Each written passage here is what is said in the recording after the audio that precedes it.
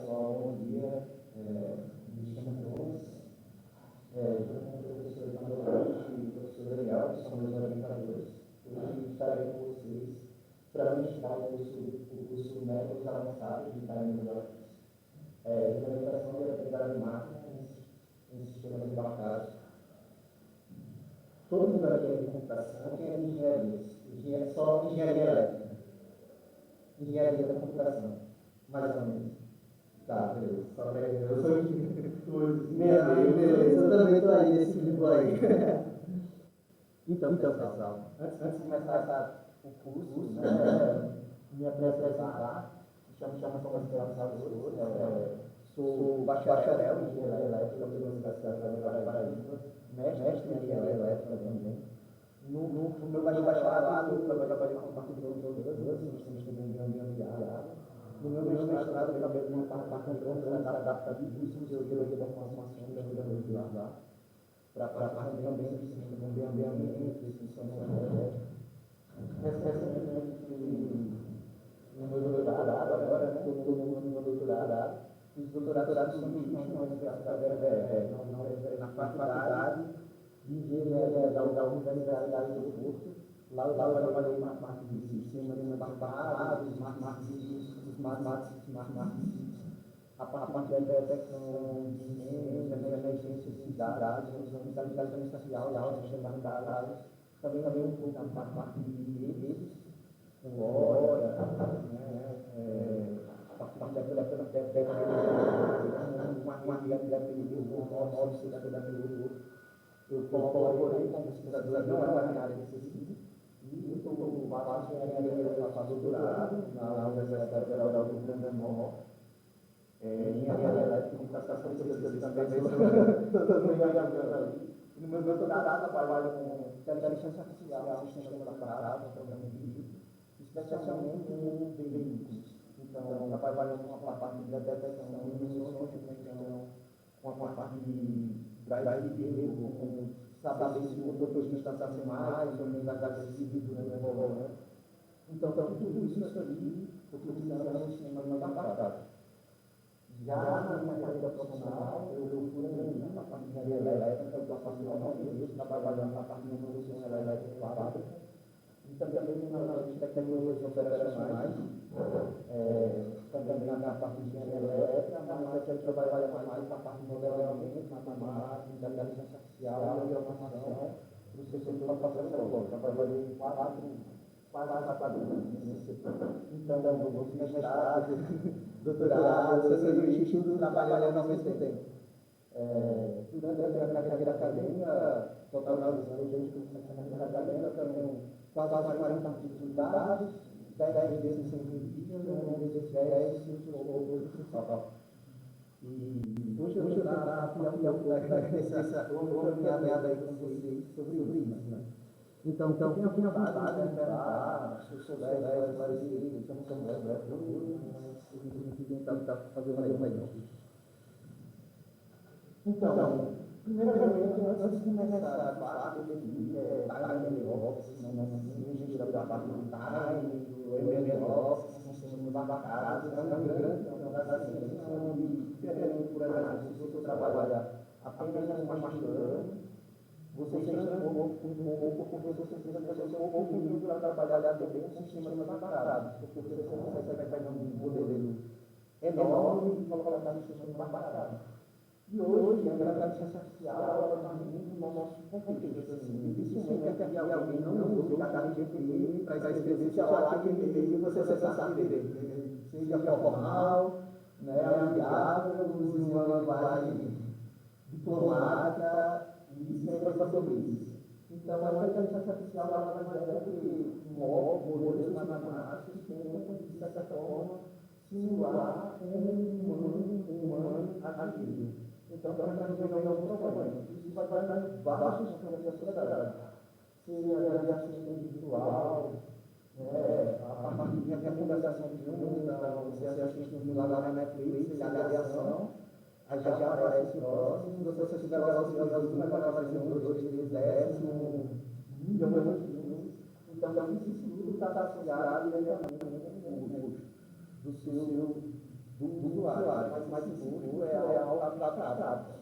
Então, a gente precisa transferir esse usuário para algo matemático que a máquina entenda. Então, hoje está muito mais parte de self-driving, modelo de acesso, chega ali sozinho, a parte de self-driving, também entra também um dilema ético, até quando a inteligência artificial pode acessar os dados, imagine pegar os dados da toda a população de doentes, um banco genético. Você colocar um chip e monitorar alguns parâmetros que você sabe quais são os necessitas mais propícios. Isso entra num dilema bastante grande, porque se sabemos as doenças, uma população mais propícia, a gente está vivendo muita guerra, basta desenvolver algum mecanismo celular que mata a população, se não mata o. Então, olha o que com isso, entra as dimensões do tema de inteligência artificial. Então, vai ter uma grande área de inteligência artificial. Daí surge um modelo de aprendizagem de máquinas, que seriam modelos organizados. A inteligência artificial vai entrar, por exemplo, a inteligência artificial mais limitada. Mas a gente já tem modelos que conseguem resolver problemas mais complicados.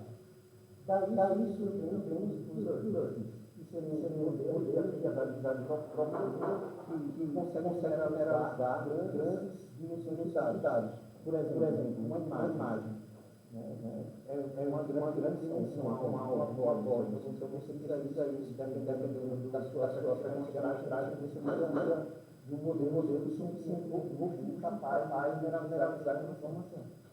E isso é um modelo generativo, são os modelos que estão ali despertando, finalmente saiu. Até aqui era da ciência como posso dizer, indústria e tecnologia dominada. Aqui a era uma parte disso, sobrou para todo mundo. Então, até 2 anos atrás, ninguém sabia o que era o GPT. O GPT existia há muitos anos. Mas esse acesso aqui, como uma interface intuitiva, quebrou essa barreira. E essa era uma parte estatística. Aqui alguns modelos são modelos determinísticos. Aqui já tem modelos mais estatísticos, probabilísticos. Por exemplo, se você quer gerar um texto, você coloca lá,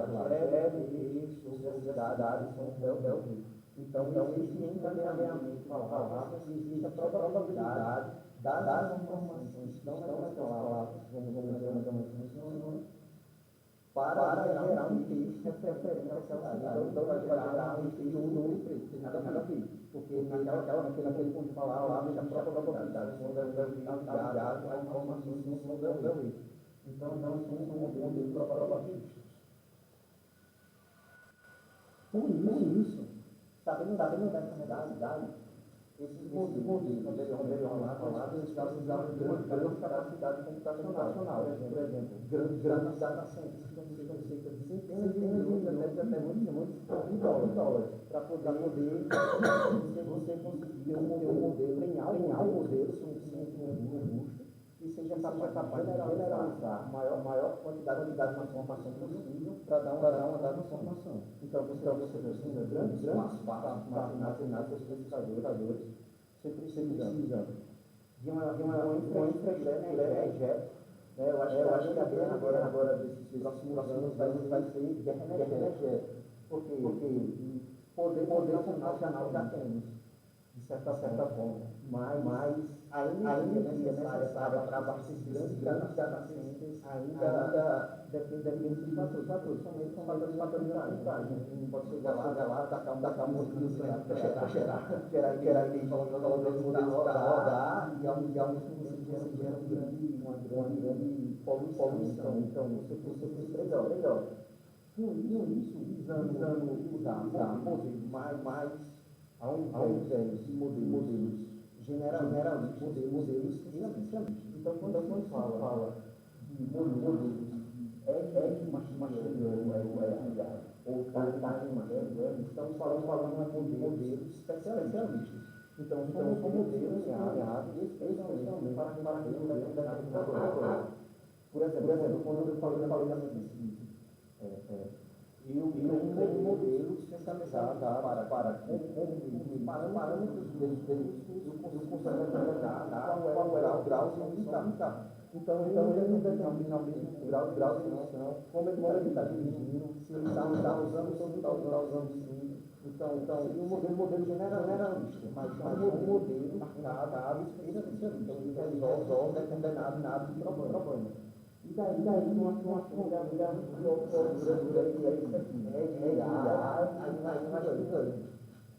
então, a maior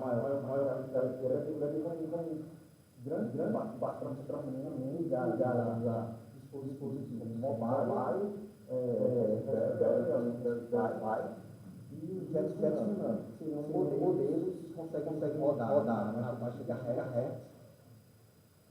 Também tem a aceleração, o meio de placa de aceleração, por exemplo, na Raspberry tem a 8, que faz esse de aceleração. A Raspberry Pi também tem 72 GB de RAM. Então, você não vai ter 2 GB de RAM, mas tem 2 GB de RAM. Então, essa a última dela, ela tem 26 toques, 26 operação por segundo. Então, imagina uma plaquinha desse tamanho assim, e vai 26 operação por segundo. Não é muita coisa. Já Jetson também tem isso daí da W1. Então, aqui são modelos pequenos, com grande capacidade de processamento. Então, entra assim, tanto o AI, o Edge Machine Learning. Já quando a gente entra essa barreira do grande capacidade de processamento, dá uma pequena capacidade de processamento, pequena capacidade de memória. Muitas dessas não tem um bom foco, mas delas tem alguns de aceleradores, por exemplo, o arquivo importante da H7. Que é uma instrução computacional, que ele tem essa aceleração. Mas não chama de modelo da vida, mas tem a aceleração. Então, quando a gente usa essa máquina de controladores, com energia, watts, como suporte para baterias, essas coisas de fato precisam de uma certa pressão no modelo. Você tem uma parte que está imaginando. Então, são modelos pequenos e devem haver controladores tão pequenos quanto vocês. E por que eu deveria dar na imaginação? Se você observar uma matéria recente no mundo, que fala precisamente dos modelos da imaginação e a minha aplicação global. Então, existem 2,5 milhões, é um crescimento da imaginação. De 10 milhões até 2033. Então, essa é a ação pelo menos 30% do uso. E por que eu preciso disso? Por que eu preciso estar imaginando nesse contexto? Primeiro, já disse, grandes data centers, esse crescimento muito hoje em dia, aquecimento global, questões ambientais. O segundo dele é a questão da segurança da informação. Quando trabalhamos para imaginando, temos, quando nós temos a informação, tem meu modelo, eu não transfiro dados. Eu estou transferindo aqui informação. Que é coisa totalmente dado a uma coisa, informação está coisa. Por exemplo, no trabalho nós fizemos um modelo para detecção de florestas usando câmera e sensores ambientais, sensores de temperatura, umidade e sensores de gás. Então, para mandar para a central, eu não preciso mandar qual é a temperatura, qual é a concentração, a parte profunda do gás, qual é a imagem da floresta. Só preciso mandar a posição Inicial não sempre. Ou inicial ou subsídio. Então, essa transformação não traz grana diferente de você perceptar qual é a imagem, o local, principalmente para a questão de segurança. Além disso, você também tem a questão do banco. Imagina que eu tenho andar para ainda uma imagem. Então você tem aqui a questão também da latência. Então, as pessoas que estão grandes, digamos assim, para esses modelos que também não são utilizados de modelos, também porque você consegue otimizar tudo isso. Você consegue ter essa aumentar a utilização da banda diminui, porque você está mandando informação, você também usa menos energia. Então, tecnologia explora, né? Você não precisa estar mandando grande quantidade de informação, capsulando, já envia, as pessoas conseguem ter um grande ao invés de mandar informação, ou mandar dados, sai uma informação e daí diferente na borda. Além disso, você aprende esse grau de algoritmo. Então, você precisa não só entender de hardware, você precisa de software, bastante. Porque você precisa entender quais são os algoritmos adequados, quais os algoritmos são adequados para a sua solução. Então, você vai ter algoritmo adicionado, classificar, pegar o lá, diminuição, você precisa entender como funciona aquele pré-processo da informação, extração dos gerenciamento, lateralização, você entender de machine learning para depois começar a mergulhar no time learning. O segundo ponto é a questão do hardware. Então, vamos aqui uma pequena parte das arquiteturas possíveis. Então, você vai ter Arduino, Raspberry, STM. Então, você vai ter outras da Nikola, né? Que usa processadores ARM4, 7. Você vai ter uma gama de coisas, e cada um deles vai funcionar de uma maneira totalmente diferente. Você na prática, vou fazer o mesmo modelo e vários hardware diferentes para vocês verem como a forma de alocar a memória é totalmente diferente do outro. Então uma gama de processadores diferente, uma gama de memória diferente. Então você precisa, de certa forma, falar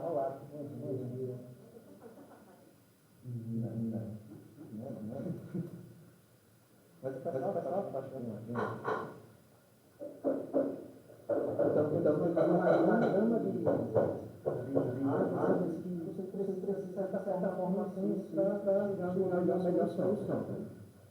Desde os mais baratinhos até os mais caros. Por exemplo, tem que pagar 100 e $200. Então, é um pouco caro. Já seria uma SP32, uma Alex, uma AliExpress, 6, 7, 8 dólares.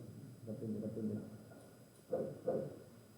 Além disso, você precisa dominar uma camada de software. Então vamos ter mais móveis. Esses slides eu vou passar para vocês. Eu vou passar um tempo, tá tudo, certo? Na outra. Vocês vão ver muita informação a vocês. Tem uma imagem móvel, é muito bom para acesso de áudio muito bom. Tem só lá, vamos para mobile. Mas ele é um computador, a questão de que ele é um complexo. Na parte de geral, vou chegar nessa parte eu explico mais detalhes para vocês. Temos o embedded de machine da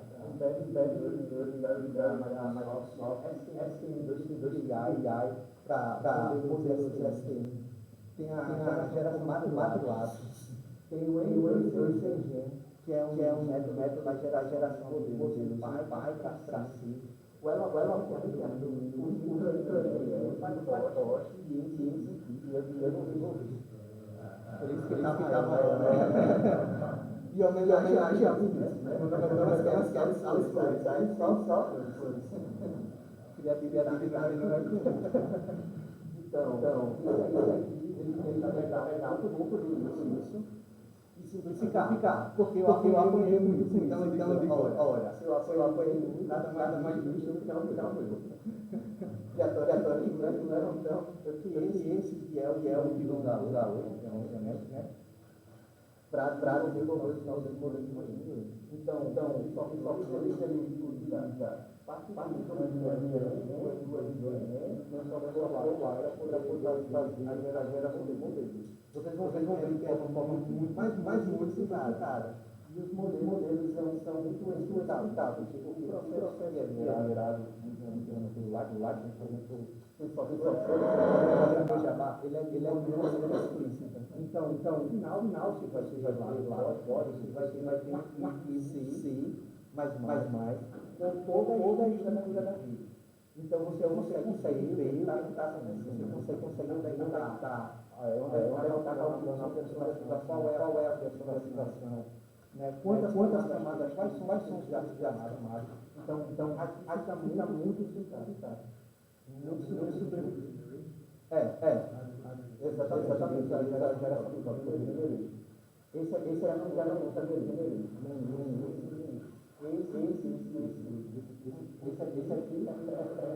por isso.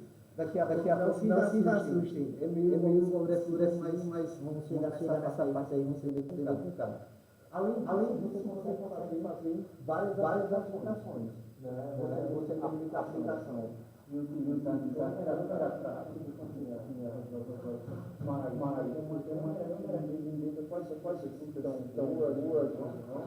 eu tenho um motor e aqui um acelerômetro. Então, para aplicação industrial, eu consigo prevenir danos motores. Aqui para avaliar. Eu tenho aqui um acelerômetro,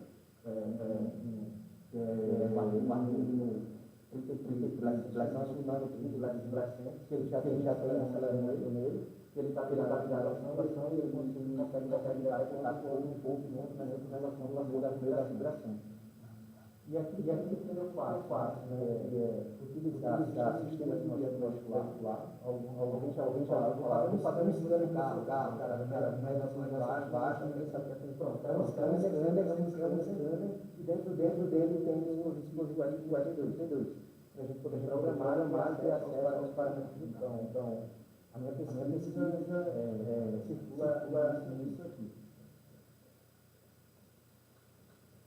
Então, quais são os principais desafios do time machine learning? Primeiro, é ligar os controladores. Tem muitas marcas, muitas soluções, muitas arquiteturas, muitas coisas.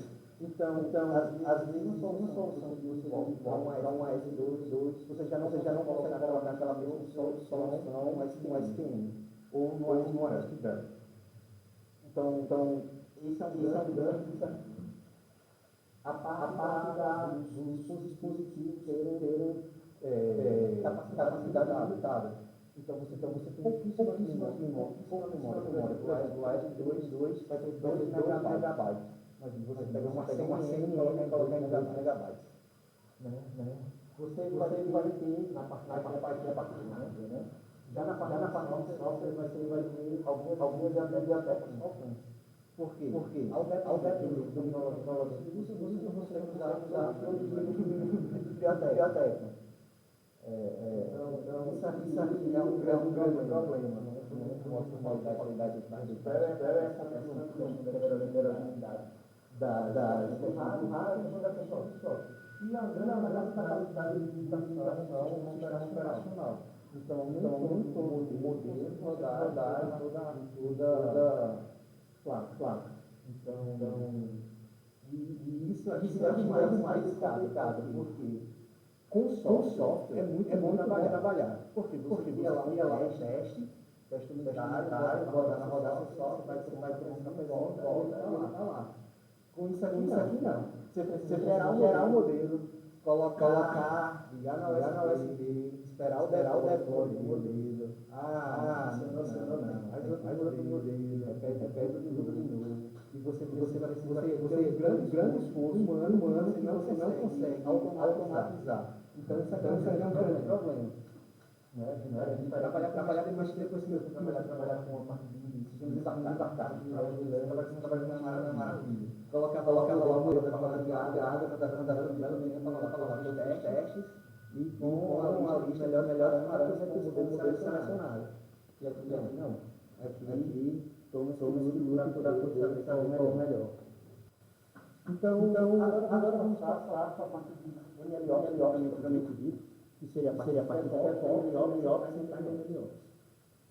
Então MLOps nada mais é uma aplicada em software. Seria uma metodologia que você adota para que seu software saia da ideia que você tem. Então, software realmente replicável,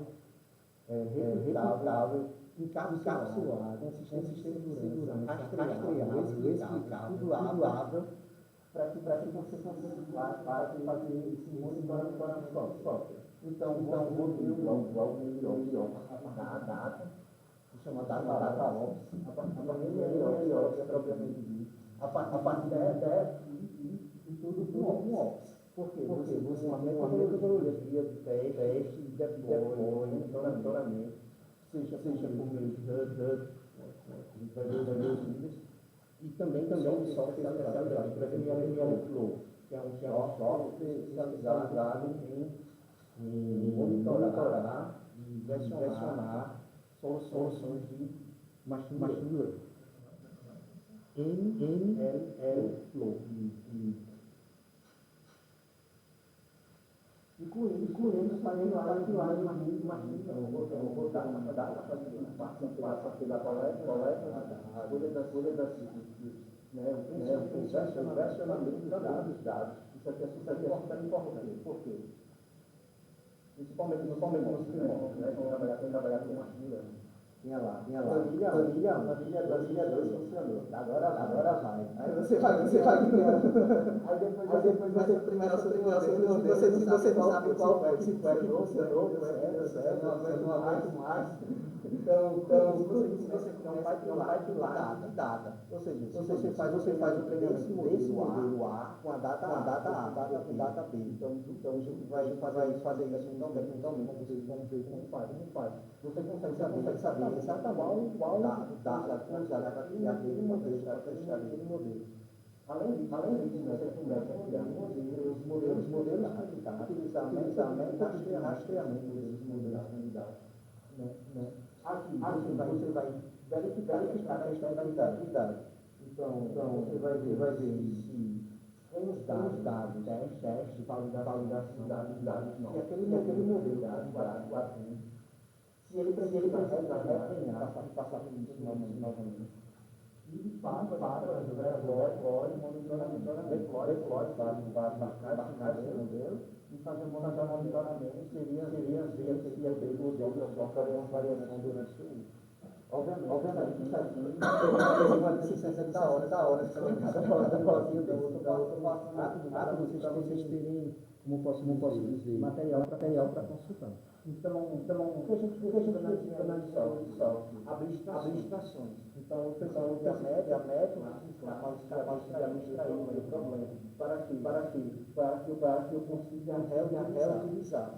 Então não é como demorar horas para fazer algo que alguém já fez. Ou que você próprio já fez. E está lá no seu das faixas escritas, sabe onde está. Então você consegue modularizar. Então mesmo software, método, você pode utilizar aquele projeto. Por exemplo, no pessoal Flores, eu fiz método para fazer as transformações. São dos evoluidores da especialização. Sendo que eu já estou desenvolvendo uma parte de viagem na bola, eu vou precisar da mesma coisa. Eu só fiz a foto tá bom. Por quê? Porque está modularizando. Então você você igual a saída. Então só precisa da entrada da minha como modularizar. Eu encapsulo Então, considerar um pai dele, ou um ponto tal. Geralmente você vai buscar alfandas. Então, você vai ter capsulado. Você vai ter os testes saudáveis para a habilidade de educação. Se a administração está correta, parâmetros das instituições que estão corretos. E com isso você tem escalabilidade. Por quê? Se você consegue escalar, você consegue fazer para um, fazer para mim, porque já foi feito tudo isso. E com isso você consegue manter a habilidade. Que é descobrir os bugs, né? Começa a surgir lá um print no meio do negócio aqui está funcionando, daqui não mais, você já não sabe corrigir, não sabe para onde foi.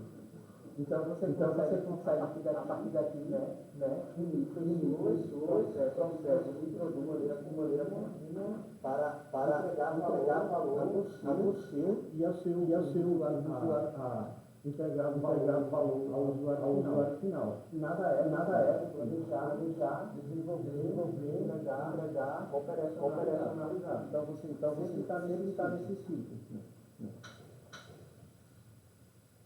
Então aqui você já começa os níveis. Geralmente que nós fazemos nos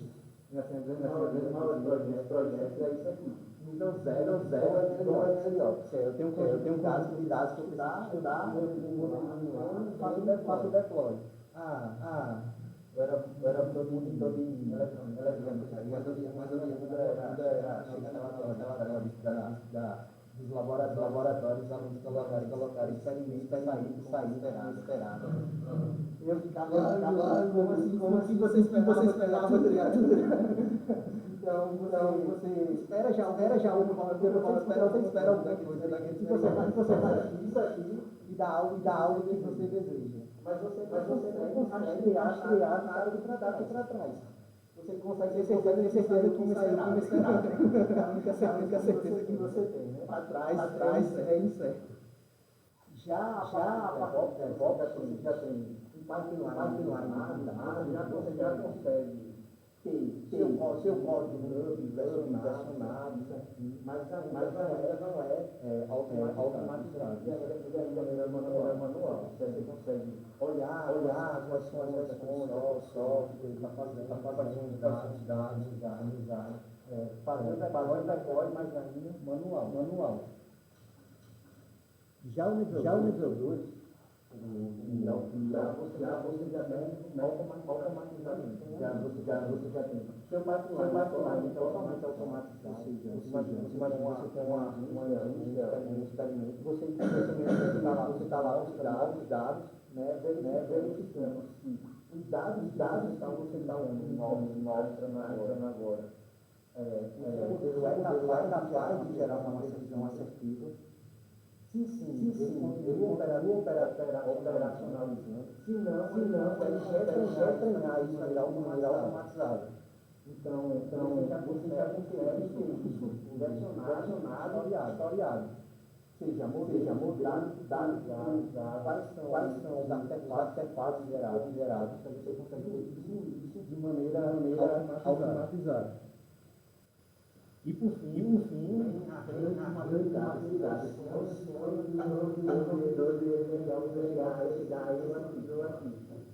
que é ter um servidor na luta, no local. Eu tenho meu pipeline totalmente atualizado. Tenho meu pipeline totalmente automatizado. Com todos os versionados. Um laboratório para fazer um laboratório com todos os artefatos salvos e repreendar, registrados e auditados.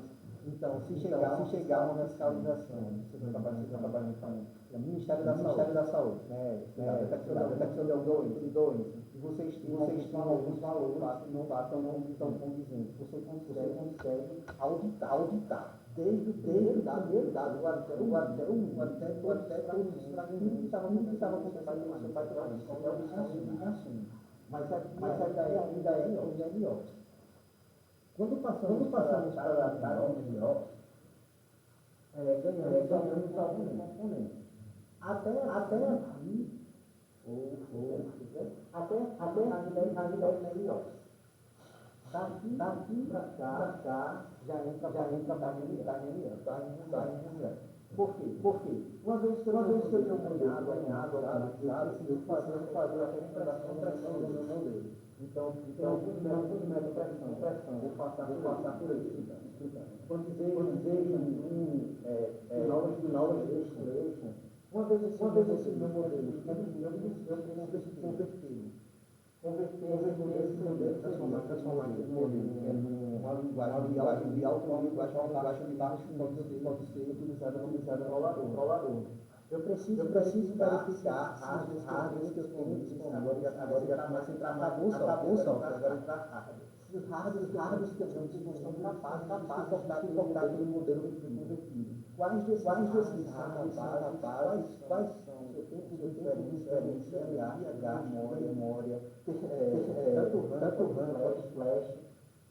E uma vez eu especificar esses hardwares, meu negócio. Ou seja, não adianta nada trabalhando com veículos autômatos se meu tempo de processamento está no segundo. Ou seja, passou alguém na frente e morreu. Basicamente é isso. Então aqui precisa uma restrição muito grande. Por isso que é meio complicado. Uma vez no rápido especificado, eu vou ver se está indo o problema que eu falei. Ver o tempo vou monitorar, ver se esses tempos de faixa, se ele é real-time, ou hardware. Se não, pode, não é?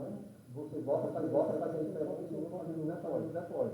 Se não, eu vou partir para retreinamento. Federated Learning, Distributed Learning ou Collaborative Learning. Então você já entra no universo que saiu de software hardware para redes, de infraestrutura de redes. Então é algo mais complexo para ser desenvolvido de uma forma rápida. Você precisa de quais são as melhores estratégias de atualização. Se é por versão, se o dado desviou da esperava. Como isso vai ser de maneira oportunística? Imagine, o carro está sendo numa BR e tem uma estação de carro elétrico, passa, durante aquele carregamento ele já faz um update do software. Isso é a maneira oportunística, né? Ou a cada tantos instantes, a cada 2 meses, você vai levar na área para que a pessoa faça essa atualização. Se é por meio de Federated Learning, a gente já ouviu falar desse termo aqui? Não? Já um só. Federated Learning. Imagina, eu tenho vários hospitais distribuídos. Cada hospital tem um modelo de machine learning. No Federated Learning, eu tenho um modelo, cada hospital, um modelo de machine learning global. A cada sítio que acontece. É retreinado localmente, ou seja, cada hospital retreina seu modelo, dados daquele hospital. Posteriormente, parâmetros dos pesos são enviados para o lado global. No modelo global, pode ser a média dos pesos de todos os modelos dos hospitais.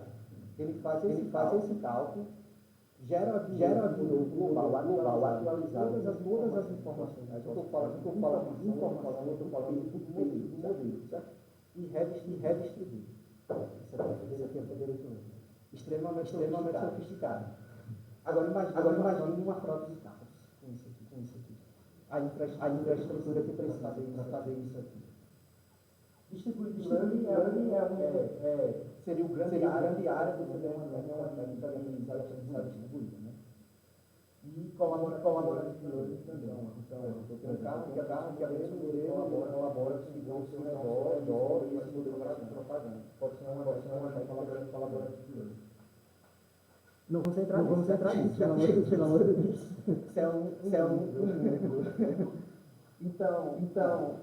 Agora vamos falar do limite do pipeline. Se eu vou falar do pipeline, seria coisas que a gente precisa prestar atenção trabalhar com time machine learning. Obviamente, você sabe que é uma coleta de dados, né? Então, para a imagem, você vai coletar dados, sempre fica cuidado qual de emissão de dados você está utilizando. Porque o que acontece, muitas vezes nós trabalhamos já com uma determinada solução e você quer transpor aquela solução para um time. Mas você tem que cuidar as unidades. É 2.736.000. Isso aqui seria 2.736.000 entradas de uma rede. Impossível, seria mais vai caber no controlador. Né? Então, eu trouxe até um exemplo aqui para vocês. Só para de uma aplicação interessante que eu achei. Ele trabalha com a parte de detecção de papel e celular.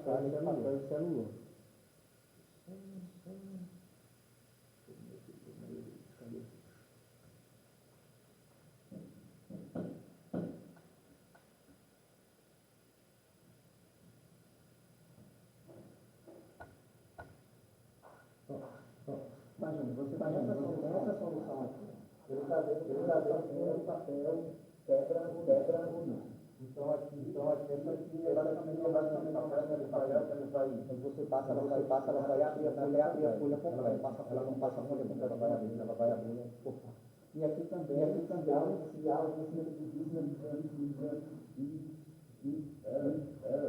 há um vídeo na folha, ou seja, para acelerar a área de atuação. Então, ele está rodando normalmente na rua. Agora imagina, essa mesma solução para sair na família. Acaba sendo complicado, porque quando você está trabalhando com imagem, você precisa ter cuidado para como você vai fazer esse processamento. E daí vem alguns dispositivos de imagem pode ser usado, no qual a máxima resolução. Então, para saber qual a resolução da rede que vai configurar, claro que é configurável. Já trabalhou com esses dados aqui do estado, onde você pode usar 154, 154, dependendo da sua aplicação. Mas basicamente nós temos que ficar 400 dias, você saberia qual era o tamanho da sua estrada, do seu modelo de machine learning. Ainda grande pra caramba, né? E suporte esse vezes 3. Então, geralmente se trabalha com grayscale, se não tiver esse problema, ainda reduz o tamanho da imagem, porque é focado utilizar esses dispositivos. Então aqui eu trouxe mais para alguns que podem ser usados, se eles suportam ou não, e a resolução deles. O outro problema também é a questão do áudio.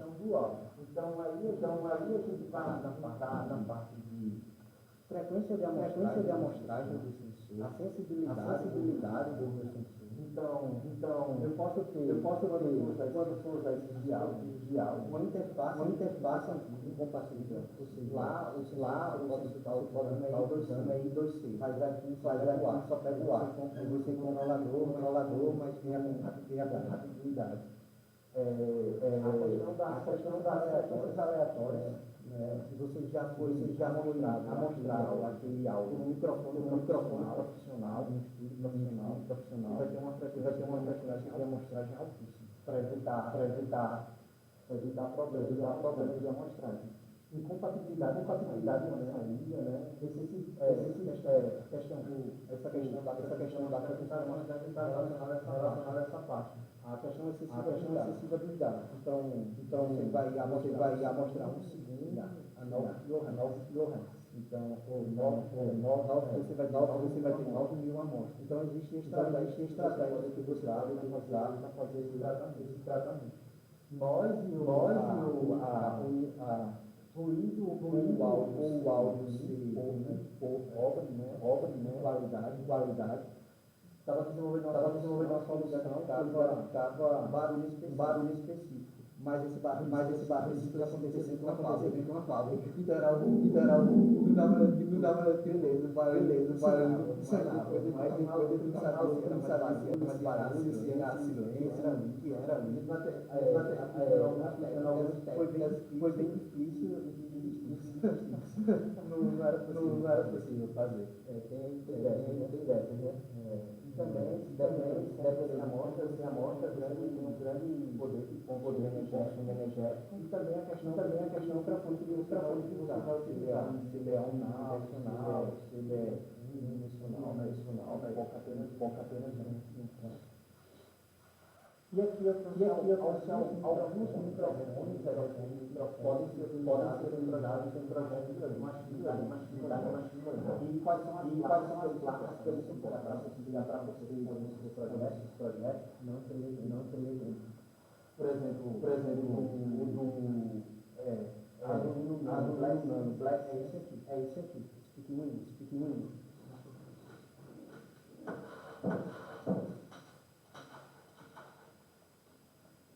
É pequenininho mesmo, é isso aqui. Onde está meu, que tem pequenininho. Então, esse dispositivozinho. Mas existe outros maiorzinhos, assim, da própria firma, né? Comprar um chip, coloca lá, picador, você consegue ajustar o ganho do seu dispositivo. Também são interessantes para a gente. Além disso, você precisa na loja. Você precisa ver a compatibilidade. Por exemplo, eu sou um sensor de vazão. Ele opera com 5 volts. Ou seja, se você for trabalhar com ele e quiser alimentar com a própria tensão da 32, não dá. Você precisa usar um dessa fonte, ver qual é a saída dela. Então você precisa fazer um filtro para suportar. Né? Do mesmo jeito que você traz, né? Eles vão usar uma assim, que é assim. Apesar de ter uma saída 3.3, né? Você precisa fazer com sinal. Então, sensor de gás, temperatura da gás, DHT11,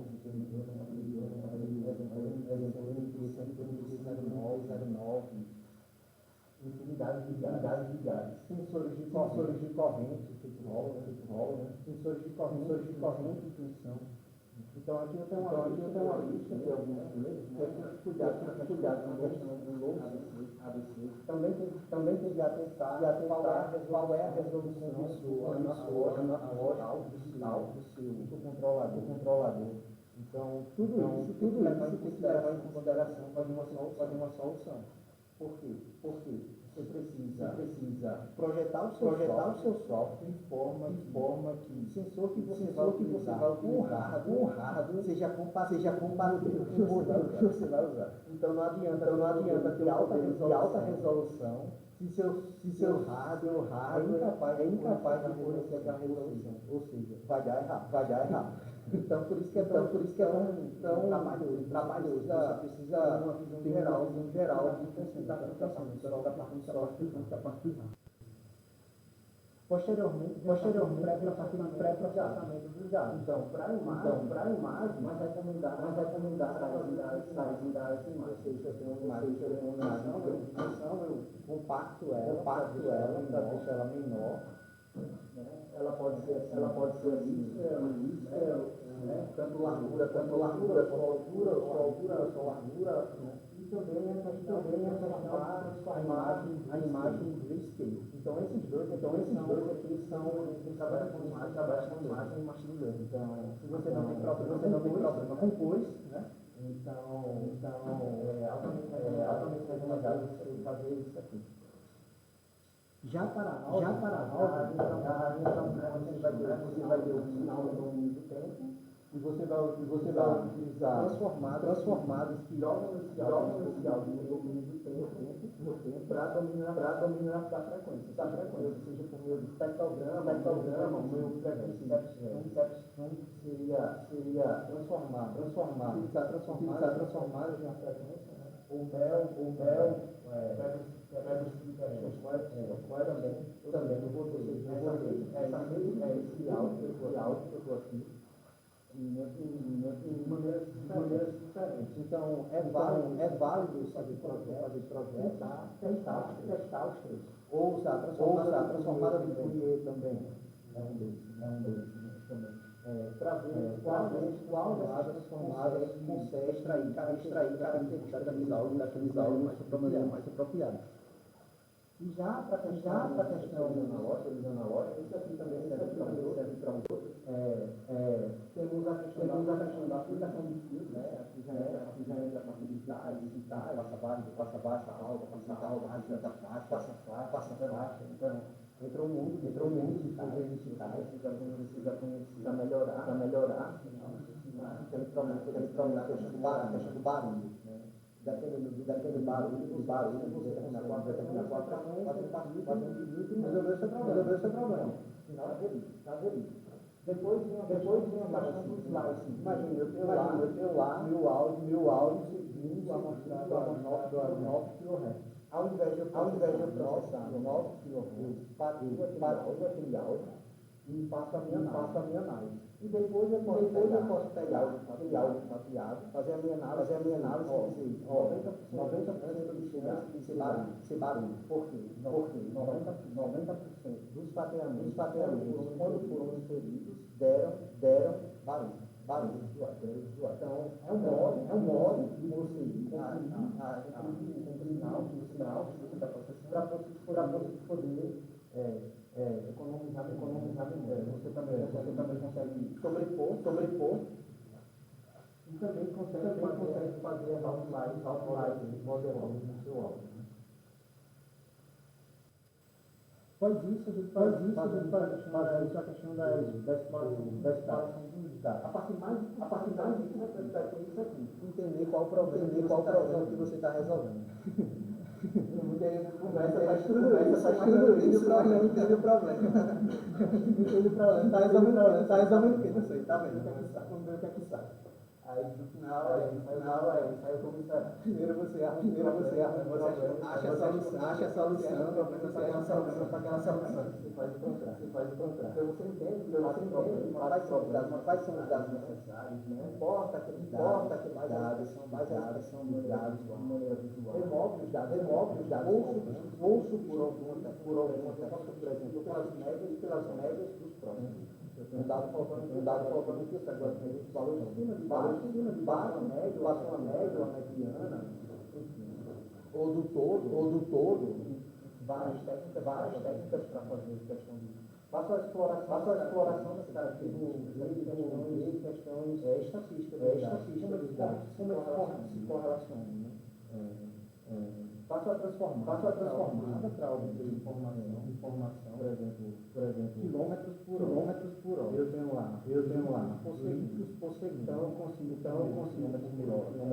Segundo saber quanto eu gasto de litros por quilômetro. Isso é um tipo de transformação. Você obtém uma informação entre as duas variáveis. Faço a visualização, removo os outliers e comunico quais os insights só que eles resolvem o seu problema inicial. Aqui alguns tipos, né, de dados, correlação, que pode ser difícil, alguns tem que ter cuidado, geralmente isso são para dados lineares, né? Isso para dados não lineares. Veio para Joio, marginal probabilmente. Como os dados interagem estatisticamente entre si. Seria a probabilidade conjunta, ou probabilidade marginal. Então, eu tenho aqui litros por segundo, como eles interagem, né? probabilidades mais da superfície e a superfície, a probabilidade conjunta dos dados. Estou passando assim, mais para vocês terem que é muita coisa. Após isso, fazemos a integração dos dados. Opa. Segregação dos dados. Então, eu posso dar todo mundo usa isso aqui. Para. 70, 10. Mas de maneira aleatória, sem prestar atenção na distribuição de dados. Você pode iniciar com modelos nesse aqui. Porque os dados está validando, não tem a mesma estatística dos dados. E a distribuição está distribuindo informação dos dados e como os dados se comportam. Então, eu tenho aqui a cross-validation e a um valor fixo mais aleatório na amostragem dos dados. Ou seja, na primeira época eu pego um estrutural 30% dos primeiros. Na segunda eu uso os 30% deslocados. E assim eu vou varrendo todos os dados até completar o treinamento completo. Então, ao invés de eu ter valor fixo para validador que vai sendo atualizado ao longo das anos.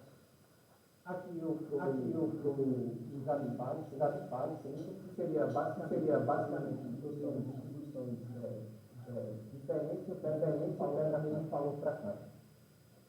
E a mesma de maneira aleatória.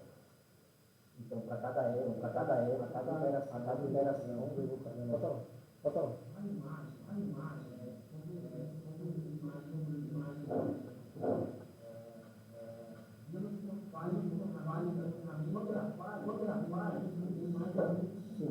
Sim.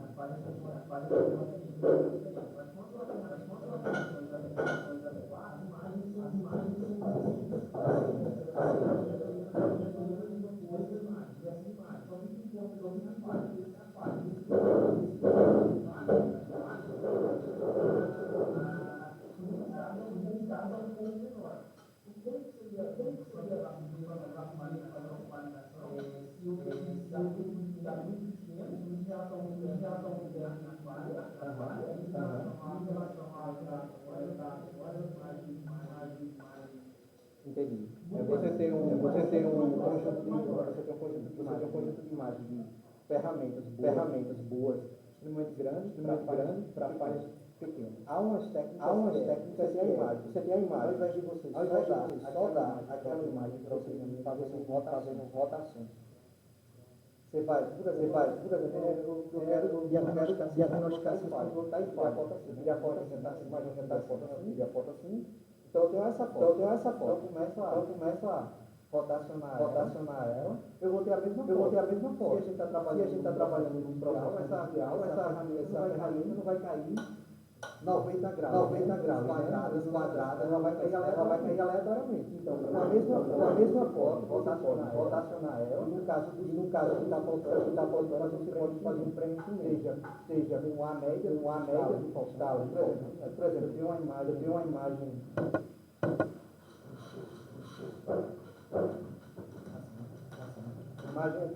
aqui, né? Se eu rodar ela, você concorda comigo que você cortar, né? Vai faltar coisa para preencher essa imagem. Pode pegar a média do que dá para preencher a parte de cima. Entendeu? Ou pode preencher com branco, pode preencher com preto. Mas o ideal é que você tenha valores que são transmitidos para que você acaba funcionando. Né? Então você pode rodar 10 graus. Então você tem uma imagem que você vai ter 36 agora. Entendeu? É uma estratégia. Você pode rotacionar, inverter e rotacionar. Aí você inverte. Para gerar aleatório, assim, rotacionar, inverter, você pegar uma das fotos 36, 50, você consegue fazer o balanceamento do seu dataset. Beleza? É isso aí?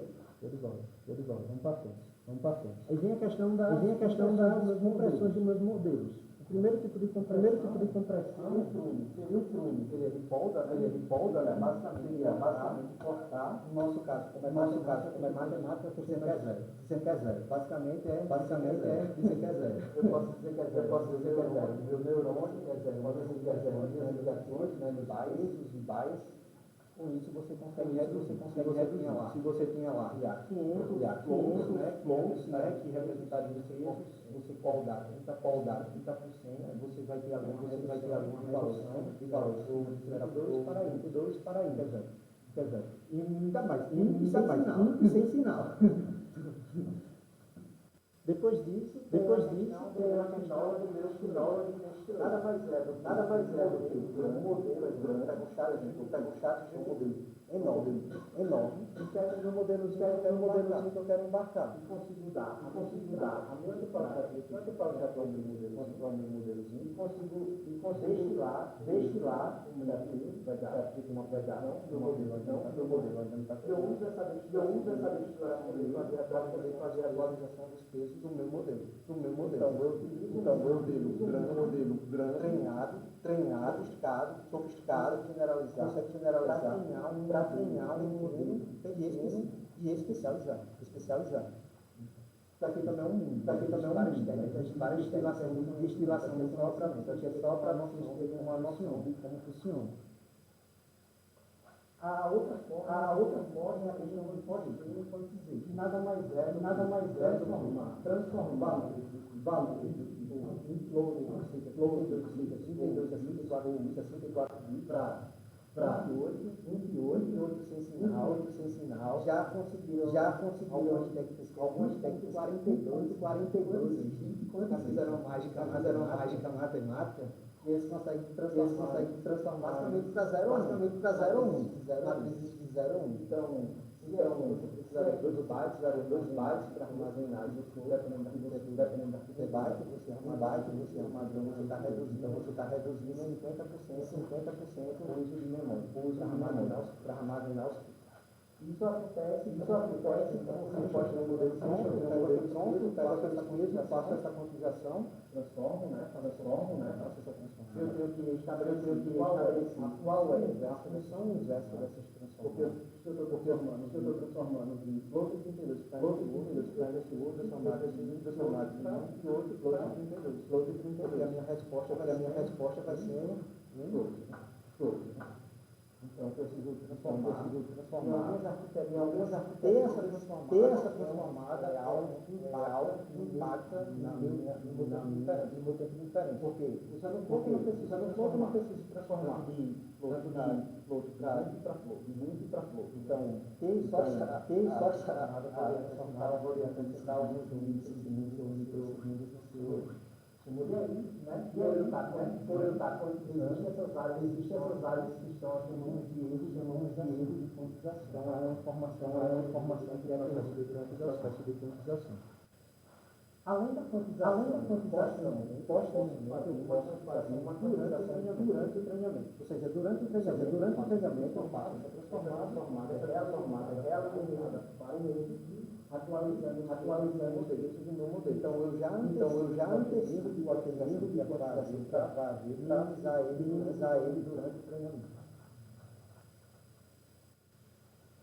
E aqui por fim, é o tema do meu doutorado, que é utilizar das transformações durante o processo de treinamento. O que seria esse transformação? Seria unir clusterização durante o processo de treinamento ou pós-treinamento. Ou seja, ao invés de transformar de float para int, eu clusterizo os meus pesos, dos bytes e dos revisions de bytes, e ao invés de utilizar o valor do meu 28, que seria o release, uma lista que contém o valor flow. Ainda mais. Porque eu consigo, ao invés de representar tudo por flow, ganhar essa informação, a gente conseguir ter uma lista, uma maior diversidade de valores. E manter uma característica de utilizar aquilo.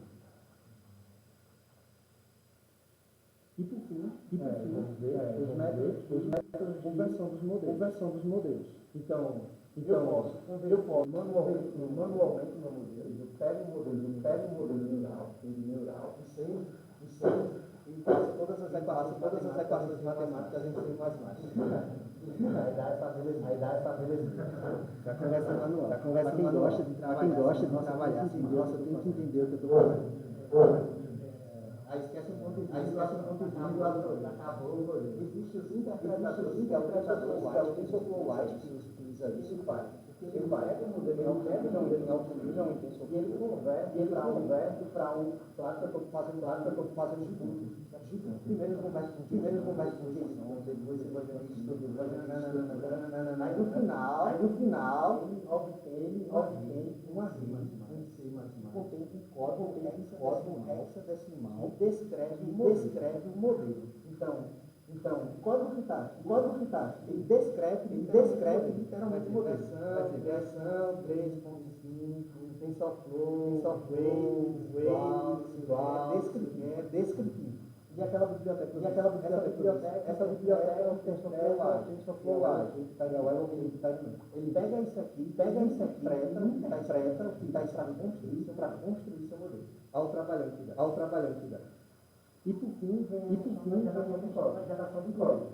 Que é, eu tenho o meu modelo, eu utilizo um gerador de código, interpreta esse modelo aqui, e já transforma direto para C++. E é o que vamos utilizar. Ele é mais fácil de entender. Por fim, vem a questão do monitoramento do modelo, né? Ver quais entradas, monitorar, as predições, as métricas de avaliação, quais são as predições de saída, tudo que se relaciona ao modelo e ao dado é funcional monitoring, que é a funcionalidade do meu modelo. O modelo outliers, a data fitting, a questão da qualidade dos dados, e tem uma questão do observação e aqui considera a questão do custo de inferência. Ou seja, por exemplo, eu estou fazendo um modelo que é um modelo para uma empresa, precisa fazer usar o chamado dada quantidade de pouco de dados, cada busca daquele, né? Que você vai fazer gera um custo. 0,00001% de dólar. Mas é um custo. Então você precisa ter quanto custa para manter aquele modelo, mão de obra, deposição de pés. Questão da hospedagem, está usando o modelo na luz, precisa pagar a missão da hospedagem. O pipeline do modelo, uma coisa é o modelo, uma coisa é o pipeline do infraestrutura completa, o monitoramento do modelo. Por exemplo, o Microsoft, o Azure, ou o da Google. Isso aqui, ele precisa monitorar. E também a questão do data pipeline.